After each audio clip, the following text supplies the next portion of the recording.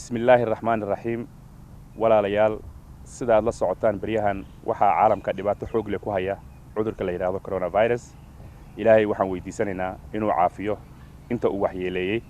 inagana ilaahay naga badbaadiyo sidoo kale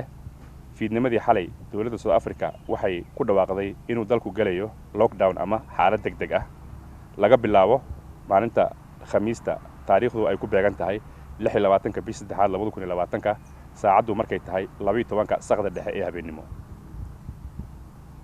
waxaa la mamnuucay in isu imaatanka ama public gatheringka dadku waxaa lagu amray inay joogaan guryahooda kaliya waxaa lagu ogolaaday agagaarka xaafadaada dukaamada ku yaala inaad adeeg u doonan karto ama pharmacy aad dawo ka soo iibsan karto adigoo aad u xadidaya dhaqdhaqaaqaaga waxaa sidoo kale furnaan doona supermarketyada farmashiyaasha isbitaalada iyo goobaha kale ee caafimaad waxaa sidoo kale iyana furnaan doona gas stationada kambaniyasha ku shaqada leh qaybinta cunooyinka iyo dawooyinka iyo sidoo kale bangiyada waxaan muwaadiniinta ka codsanaynaa in loo hoggaansamo qodobada aan soo sheegnay si loo ilaaliyo fididda cudurkan coronavirus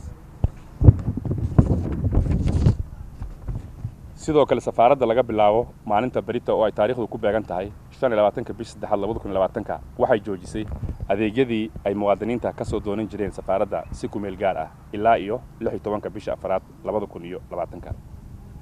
balse muwaadiniinta wayna soo wici karaan haddii ay wax degdeg ah ama gurmad ay u baahdaan ama xog ay doonayaan inay nala wadaagaan waxaa shaqaynaya supervisor on duty ama diblomaasi safaaradda joogaya saacadaha shaqada lambarada aad naga soo wici kartaan waxaad ka helaysaan website-ka ama shaashada waxaan ku soo gabagabeynayaa in ila alla bariga la badiyo nadaafadana aad loo ilaaliyo oo loogu dadaalo